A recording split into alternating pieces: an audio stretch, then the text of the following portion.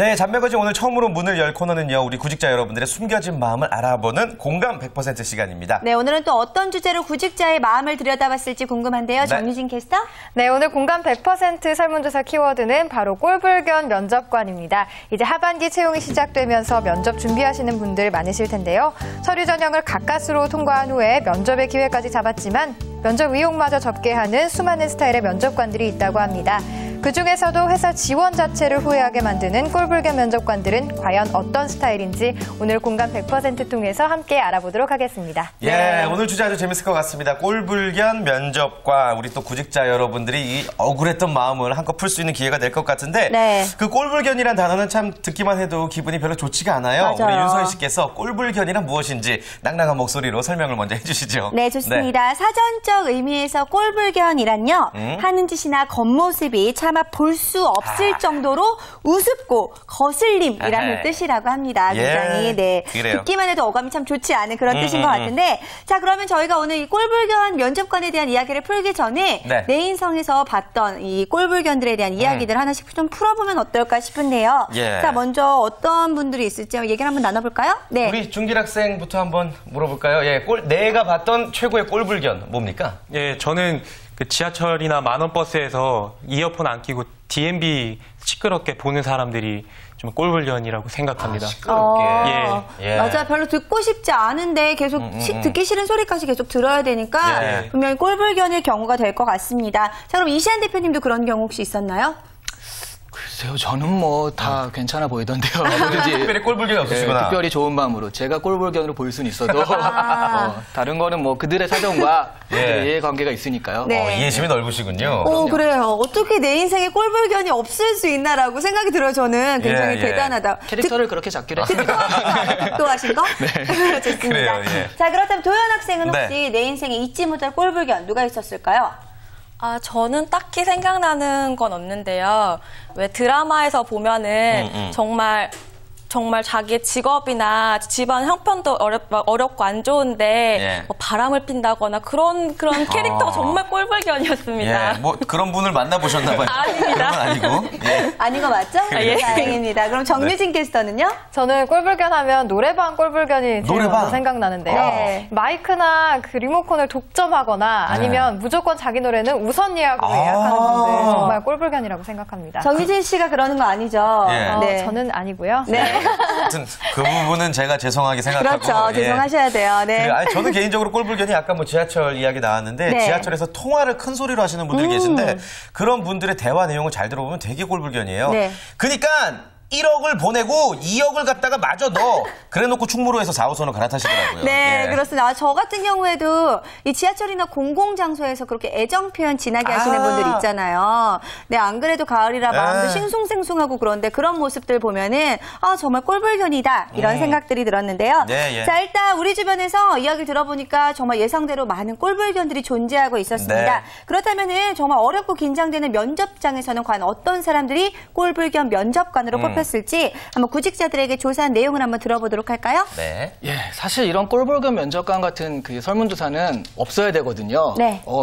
저는 면접하면서 그런 사람을 본 적이 없습니다 해야 되는데 아쉽게도 또 굉장히 많더라고요. 그 면접 경험 있는 구직자 1,395명을 대상으로 잡코리아에서 설문조사한 결과요.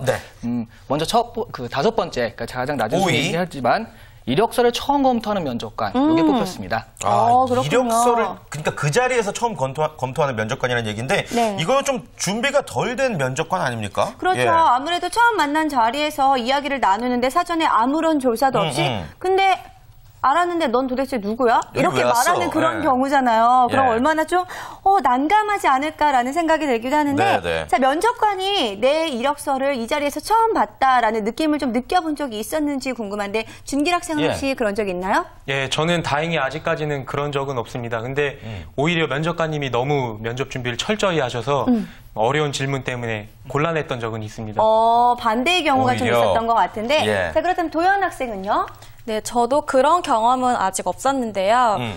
그 담당자 선생님께서 이제 어떤 학생인지 오히려 저를 더 먼저 알고 저희 학교에 대한 교수님도 잘 알고 계셔서 얘기하는데 편안한 점이 있었습니다. 그렇군요. 흔한 경우는 아니에요. 맞아요. 근데 저 같은 경우에는 예전에 미팅을 갔는데 이미 제가 프로필에 다 내용들을 보냈었는데 그래서 근데 너 무슨 프로그램 했었어? 라고 물어보면은 제가 일일이 다 말씀을 해드릴 수도 없기 때문에 이런 경우가 저는 많이 이해가 되기는 하거든요. 속상하죠. 네, 아무래도 기본적으로 사람에 대한 좀 예의가 아닌 게 아닌가라는 생각이 좀 들기도 하는데 면접관의 마음에서 보실 수 있는 이시안 대표님께서는 어떻게 생각하시나요? 왜 그러셨어요? 네, 죄송합니다. 다음부터 철저히 검토하도록. 그러니까 오늘 면접 그 설문조사는요, 그 두 가지로 나눠볼 필요가 있는데 대기업과 중소기업이거든요. 대기업은 방금 이 두 훌륭하신 그 지금 구직자께서는 그런 대기업 위주로 좀 지원을 많이 하시면 이런 경험을 하기가 좀 어려워요, 사실은. 그들은 그들 나름대로 어떤 규칙과 그다음에 선발 기준 뭐 이런 것들이 있기 때문에 그래서 이제 중소기업이 그런데 사실은 대기업에서 아무것도 없이 검사하는 게 더 좋을 수도 있습니다. 요즘 유행하는 블라인드 면접이라는 거거든요. 그러니까 넌 왜 이거밖에 못했어가 아니라 앞으로 어떤 일을 할 수 있는 사람이지 뭐 이런 걸 물어보니까 그게 더 좋을 수도 있고요. 지금 말씀하시는 건 중소기업에서 그 대표 사장들이요. 그냥 바쁘게 와가지고 누구야 와봐 뭐 하는 식으로 대충 하는 그런 것을 말씀하시는 거거든요. 그래서 그런 부분은 확실히 그 중소기업 사장님들은 아직까지 그런 마인드가 없으신 분들도 꽤 있기 때문에 이렇게 좀 인격적인 모독을 느끼는 경우도 간혹 있다고 합니다. 그래요. 뭐 이야기를 들어보니까 뭐 중소기업 같은 경우에는 그렇지만 대체적인 경우에는 그런 게 좀 좋을 수도 있고 나쁠 수도 있기 때문에 뭐 생각하기 나름일 수도 있겠다라는 생각이 들기도 합니다. 아무튼 간혹 있는 경우였고요. 자, 구직자의 응답이 계속해서 궁금합니다. 4위 한번 알아볼까요? 예, 4위는요. 연봉이나 처우 등에 대해서 물어봤는데도 명확히 답변하지 않는 면접관이 19.2%로 뽑혔는데요. 뭐 사실 면접관이 이렇다 저렇다 말할 수 없는 부분도 분명히 있는 거긴 하거든요. 뭐 면접관이 담당자가 아니어서 그런 건가요? 뭐 그런 것도 있고요. 그러니까 기본적으로 대기업 같은 경우에는 다 공개가 되잖아요. 그러니까 그런 정도는 알고 와야지 이 사람이 또 나름 그 성실하게 준비해 온 건데 그런 걸 물어보는 것 자체가 좀 좋지 않고요. 대기업 같은 경우는. 중소기업은 알려지지 않았잖아요. 사실 사장님밖에 모르거든요. 그래서 면접관이 사장님이 아니라면 딱 이렇게 말해주기가 좀 어려운 부분이 있어요. 그렇군요. 근데 이제 또 구직자 입장에서는 그 연봉이나 처우에 대해서 사실 굉장히 많이 궁금하고 또 그거를 물어볼 수 있는 이 직접적 소통의 창구가 어떻게 보면 면접밖에 없기 때문에 그렇죠. 어떻게 답변을 하는 게 좋은 거예요, 그러면? 일단 뭐 그 대기업이나 중소기업만 돼도요. 연봉 공개 사이트라는 게 있습니다. 가가지고 대충 이 정도 받습니다라고 사이트가 있기 때문에 그 정도 보면 대강의 그 감은 나오고요. 그렇지 않고 정말 여기는 뭐 너무 알려지지 않았다라고 하면 물어볼 수밖에 없죠. 그렇군요. 근데 그 자리에서 물어보는 게 신뢰가 되지는 않는 건지도 좀 궁금한데요. 물어보기도 사실 쉽지는 않거든요. 아까 말씀드렸듯이 대기업이라든가 이런 데서 물어보는 건 다 공개가 돼 있는데 자기가 준비를 안 한 거니까 조사가 안 된 거군요. 그거는 좀 곤란하고요. 근데 소기업 같은 경우에는 어디서 알 수가 없잖아요. 그럼 내가 여기 가서 얼마를 받고 어떻게 해야 되는지 알바도 시급 얼마예요? 그걸 정확히 협상하고 들어가는데 이거는 몇 년을 다닐지도 모르는 직장인데요. 그런 부분은 분명히 하고 갈 필요가 있습니다. 그렇습니다. 아무튼 뭐 면접관 입장에서도 얼버무리기보다는 내가 확실히 대답할 수 있는 부분이 아니다라고 우리 구직자들에게 희망 고문을 하지 않는 게 좋겠네요. 그렇습니다. 자, 아무래도 이제 상위권으로 넘어갈수록 꼴불견 면접관 좀 어쩌면 좀 진상 분들이 많이 계실 것 같은데 어떤 분들이 계신지 먼저 3위도 다시 만나보겠습니다. 그럴까?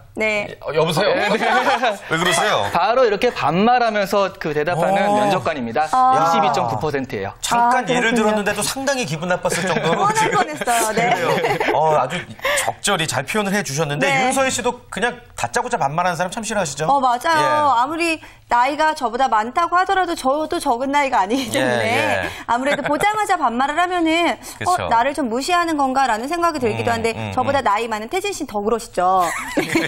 그래요. 아니 사실 그런 분은 흔치는 않은데 저는 이 면접장에서 이런 일이 있을까 싶기도 한데 아무튼 첫 만남에서 반말을 쓰는 건 참 기분 나쁠 것 같아요. 예를 들어서 우리 빈줄기 학생에게 딱 면접을 봤는데 이름이 뭐 빈 씨야?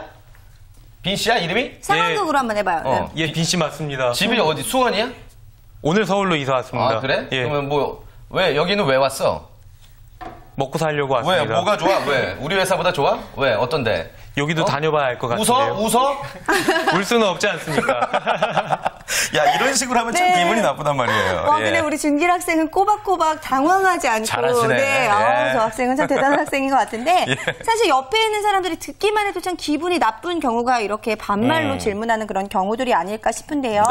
자, 아무래도 이런 분들을 면접관으로 세운다는 것 자체가 회사의 이미지에도 좀 타격을 입지 않을까라는 생각이 드는데 회사에서 면접관들을 세울 때 좀 기준이 있는 건지도 좀 궁금한데요.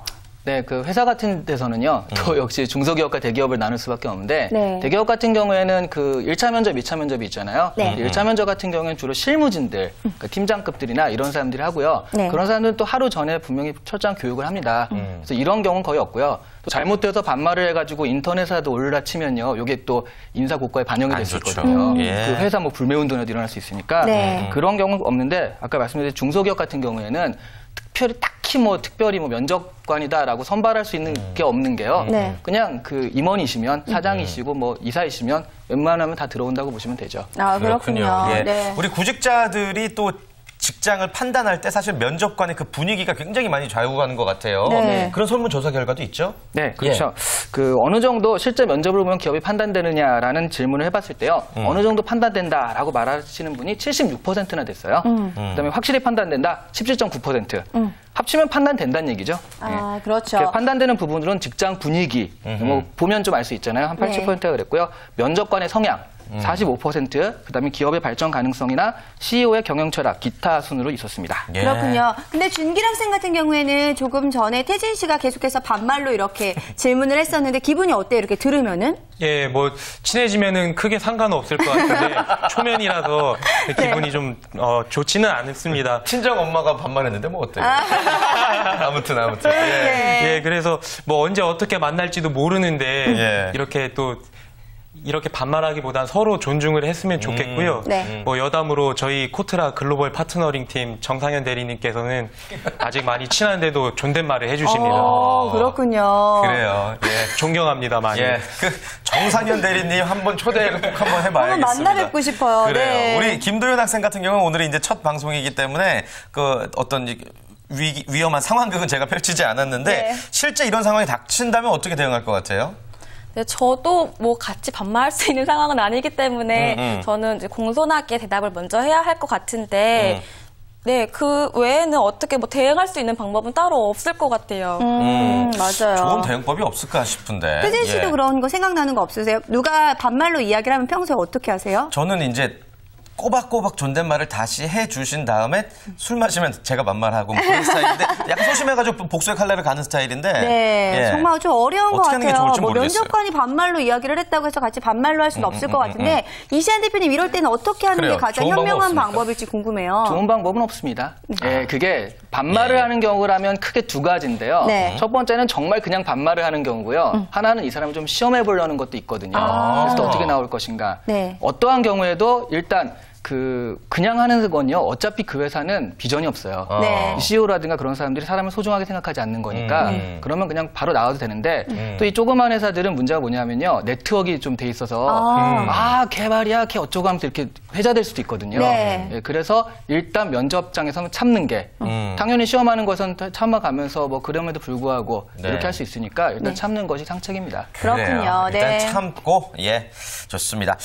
꼴불견 면접관 계속해서 상위권으로 갈수록 진상 스타일을 만나보고 계십니다. 네, 자, 너무 진상이에요. 2위 한번 알아볼까요? 예, 2위는요. 지원자의 스펙과 경험 같은 것들을 보고서요. 무시하는 면접관이죠. 진짜 못됐다. 맞아요. 구직자들이 요즘 얼마나 스펙을 쌓기 위해서 노력을 네. 하는데 열심히 쌓은 스펙에 대해서 무시를 한다. 이런 분들 정말 못된 분이다라는 못됐다, 생각이 못됐어. 드는데 예. 혹시 이시안 대표님은 어려서나 젊었을 때 이 스펙 때문에 무시당해본 경험 있으시신가요? 그래 본 적이 없습니다. 스펙이 너무 좋으셔서요? 오늘 컨셉을 오늘 캐릭터가 잘못 잡았네요. 영 잘못 잡으셨는데. 농담이고요. 네. 예, 그러니까 제가 한 번 충격을 받은 게요. 예. 한 10여 년 전쯤에 전주국제영화제라고 영화에서 네. 제가 홍보팀장을 한 적이 있거든요. 말씀하셨었죠 네. 그때. 예, 그럴 때 이제 영화 관계자들도 많이 만나고 그때 뭐 시나리오 준비한답시고 뭘 했었는데요. 네. 네. 그래서 되게 유명한 감독들, 뭐 홍상수 감독이라든가 그 이창동 감독님 많이 만나는데요. 네. 만나서 밥 먹고 얘기하고 얘기도 많이 나눴거든요. 네. 기억을 못 하세요. 아. 제 스펙이나 이런 것들이 그 사람들은 이제 넌 무엇을 했니? 무엇을 한 사람이니로 기억을 하기 때문에 네. 제 이름 같은 건 기억을 못 하고 그러니까 나중에 그런 사실 자체를 아예 기억을 못 하시더라고요. 그렇죠. 나중에 보면 또 그런 부분들이 섭섭할 수 있는 그런 부분들인 것 같은데요. 네, 아무래도 속상할 수밖에 없겠죠. 그렇다면은요, 우리가 누구나 다 그런 부분에 대해서 억울함이 조금씩은 있었을 것 같습니다. 네. 때문에 이 자리에서 또 방송이기 때문에 또 어떤 인사 담당자가 보고 계실지 몰라요. 네. 내가 정말 서러움을 받고 무시당했던 나의 스펙, 그러나 자랑하고 싶다. 한번 이 자리에서 기회의 장을 드릴게요. 네. 준기 씨부터 갈까요? 네, 좋습니다. 저 먼저 할까요? 네. 예, 저는 추진력하고 끈기가 좋아서 새로운 일에 도전하는 걸 즐기고 또 무슨 일이든 끝을 보는 성격입니다. 그래서 재작년에는 스페인 900km 걸어서 횡단했고요. 네. 사업도 해봐서 망했습니다. 예. 망해도 갔다까지. 네. 이것조차 다 스펙이고 자랑거리죠. 네, 좋습니다. 우리 웃기려고 너무 무리수를 던진 것 같아요. 우리 도현 학생은 뭘 망해봤어요? 네, 저 망해본 경험은 없는데요. 네. 네, 저는 되게 잘 웃는 이런 성품과 또 밝게 서비스할 수 있는 그런 정신적인 마인드를 피력하고 싶습니다. 네, 또 그리고 인사 담당자분께 제가 얼마나 체력이 좋은지 몸 체구는 작지만 제가 운동 테니스 동아리를 하고 있거든요. 네, 그래서 체력이 좋다는 것도 그래서 뭐 야근도 잘할 수 있고 이런 것도 피력하고 싶습니다. 신입사원으로서 굉장히 좋은 마인드를 가지고 있는 것 같은데요. 네. 유진 씨는 어때요? 어떤 부분을 어필하고 싶어요? 저는 제 장점 중에 하나가 긍정적인 게 아닌가 하고 생각을 하는데요. 뭐 주변에서 어떤 이야기를 하고 어떤 평가를 해도 나쁘게 생각하지 않고 다 살이 되는 충고라고 생각을 하고 긍정적으로 항상 생각합니다. 저는 그래요. 그런 점을 어필하고 싶어요. 예. 네. 좋습니다. 아무래도 이런 분들 좀 정말 신입사원다운 좋은 마인드들을 가진 게 아닌가라는 생각이 드는데요. 네. 자, 그렇기 때문에 면접관 분들도 이렇게 구직자 여러분들을 좀 예쁜 눈으로 봐주셨으면 좋겠다라는 생각이 드는데 네. 자, 그렇다면 이제 대망의 1위만 남아 있습니다. 꼴불견 면접관. 과연 누가 1위를 차지했는지 어떤 유형인지 한번 들어볼게요. 네, 꼴불견 면접관 1위는요. 네. 답변하는데, 그러니까 지원자가 열심히 이제 말을 하고 있는데 말을 끊고서요. 다른 질문을 한다든가 또 다른 사람한테 넘어간다든가, 그러니까 중간에 말을 끊는 유형이죠. 네. 야, 이게 저는 뭐 이렇게 회사 면접을 봐본 적이 없어서 잘 모르겠는데 이게 가능할까 싶어요. 네. 정말 이런 경우가 있습니까?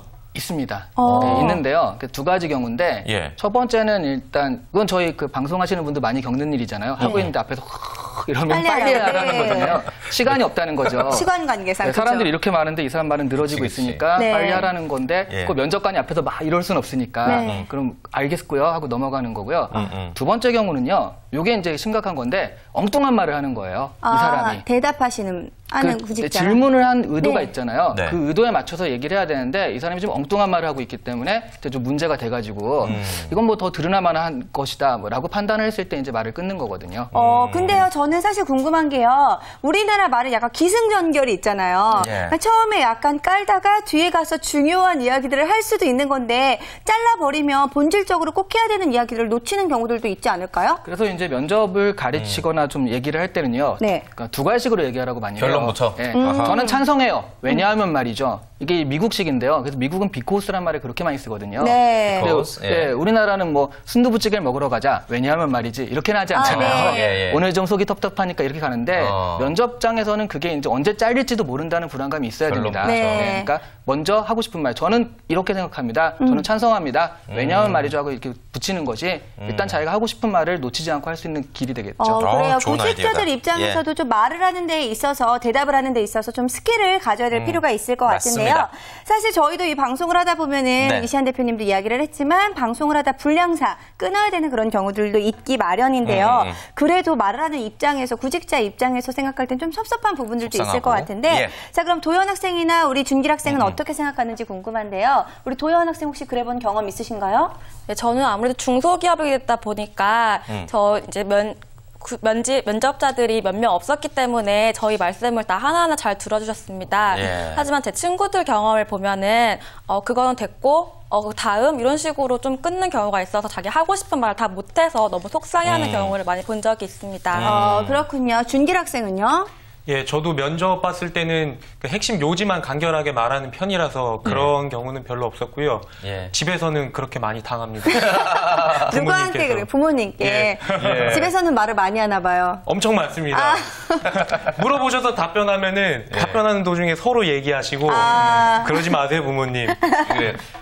정상현 대리님은 어떠신가요? 정상현 대리님. 끝까지 잘 들어주십니다. 그렇군요. 아주 좋은 분이신 것 같습니다. 네. 자, 면접관들의 꼴불견 모습을 살펴보고 있는데요. 기타 의견도 많죠? 예, 맞습니다. 다양한 답변들이 있는데요. 첫 번째는 일단 결혼, 애인, 외모, 그러니까 결혼했어, 애인 있어 같은 개인적인 질문하는 면접관이거든요. 네. 그리고 면접 도중 또 전화를 받는 사람이 있어요. 네. 전혀 안 듣고 있다는 얘기죠. 그렇죠. 그다음에 요건 약간 저도 찔리는 경험이 한 번 있는데 면접 시 질문 한 번 안 하는 면접관. 무관심으로? 좀 갑자기 불려가가지고 이 정보가 전혀 없어가지고 여기 좀 앉아있으라고 사람들 들어오는데 알 수가 없잖아요. 그러니까 아무 말 안 했었는데 나중에 그 사람들 물어보니까 제가 제일 무서웠대요. 아무 말도 안 하고 가만히 있으니까. 그렇죠. 그럴 수도 있겠네요. 근데 어쨌든 이런 분이 한 9.5% 있었고요. 그다음에 회사 자랑만 하는 면접관도 있었고요. 게다가 이건 정말 심한 것 같은데요. 면접장에서 담배를 피우는 면접관입니다. 이건 가지 마세요. 이건 붙어도 가지 마세요. 예. 정말 예전에 무슨 화면에서나 볼 수 있었던 그런 일이 아닐까 싶어 어떤 이렇게 경우가 있을까요? 말도 안 돼요. 예. 네, 저희 맞아요. 옛날 그 대학에서 교수님께서는 강의실에서 담배를 피세요. 그러면서 나만 담배를 피면 미안하니까 니네도 담배를 피라고. 그래서 강의를 들으면서 담배를 피게 허락해 줬는데 아무래도 이렇게 같이 피진 못하잖아요. 그렇죠. 그래서 선생님만 이렇게 담배를 피면서 강의를 하셨던 그런 선생님도 있었어요. 이건 좀 아닌 것 같아요. 저희도 근데 학교에서 그랬던 교수님이 있었던 기억이 나는데 아주 예전에나 가능했던 그런 일들이 아닐까 싶은데 이렇게 유형들을 보니까 구직자들의 입장에서는 정말 기분 나쁠 수 있는 그런 경우들이 있을 것 같은데요. 근데요, 사실 이런 분들을 만났다가 이제 이 회사에 들어가게 된다면 이분들이 회사의 상사가 되는 거잖아요. 인격적인 실망감을 느끼게 되면 좀 부담스럽고 좀 두렵기도 할 것 같아요. 좀 인간적으로 좀 불편함을 서로 느낀다면 일하기가 굉장히 힘든데 우리 구직자들도 이런 부분에 대해서 생각을 하고 있죠. 그럼요. 여기에 대한 설문조사도 있는데요. 응답자의 84.2%가 면접 시에 그 불쾌했던 경험이 있었다고 답변했습니다. 그런데 그중에 78.1%가요. 합격 통보를 받았는데도 입사 결정을 내리지 못하는 경우가 많았거든요. 그 이유들이 이제 일단 이건 저번에 우리가 한번 다뤘었는데 공고 내용과 상이한 직무, 이제 사기 공고죠. 이런 것들 41.8% 가장 많았고요. 그다음에 면접관의 태도가 들어가는데 25.8%가 두 번째거든요. 노후한 근무 환경, 직원들의 분위기, 연봉 테이블, 업무량, 개인 사유, 뭐 기타 순으로 있어서 면접관의 태도라는 게 거의 두 번째로 그러니까 거짓말 친 거 이상으로 지금 이상은 아니지만 두 번째로 굉장히 중요한 요소라는 거죠. 네, 이런 회사라면은 구직자가 합격을 하더라도 가고 싶지 않을 것 같은 마음이 들 것 같은데요. 사실 그렇기 때문에 기업의 입장에서는 면접관들에게 대해서 좀 교육을 시켜야 될 필요도 있지 않을까라는 생각이 드는데 어떻게 생각하세요? 좀 불합리한 상황에 놓였을 때 구직자들도 당하고만 있을 수는 없을 것 같고요. 그 대기업 같은 경우에는 제가 너무 대기업론자처럼 얘기를 하는데 왜냐하면 이런 부분들에 대해서 그 교육을 하거든요. 하루 정도 교육을 하고 그다음에 아까 말씀드렸듯이 그런 부분에 있어서 문제가 되면은 나중에 그 사람들 자체도 좋지가 않아요. 인사 그것 때문에 요즘은 대기업 면접을 보고 오면 생각보다 너무 잘해줘서 좋았어요. 이런 얘기가 많거든요. 근데 이제 중소기업의 경우에는 아까 말씀드렸듯이 불편하게 하는 면접, 특히 뭐 성희롱 면접이라든가 뭐 그 되게 아무렇게나 대하는 그런 것들이 이제 가끔 신문에 나오는데 그런 부분들이 좀 그 회사 자체가 좋지가 않아요. 들어가면 어차피 후회할 거니까 저는 이 부분에 대해서 면접관에 그런 걸 보고 비전이 없구나라고 판단하시면 과감하게 다른 길을 찾아보는 것도 좋다고 생각합니다. 맞아요. 회사에 들어갔다 하더라도 그런 분이 상사로 있다라고 한다면 정말 비전이 없는 게 아닌가라는 생각이 드는데요. 자, 그렇다면 이쯤에서 저희가 훈훈하게 마무리도 할 겸 구직자 입장에서는 이런 면접관을 원한다라는 이야기 좀 나눠보고 싶은데 준길 학생 어떤 면접관을 원하세요? 뭐 이렇게 만난 것도 서로 인연인데 살벌한 면접보다는 좀 화기애애한 면접을 봐서 또 서로 존중하는 예의를 갖추고 그런 면접을 봤으면 좋겠습니다. 따뜻하게. 면접관님 사랑합니다. 그래요, 도현 학생은요?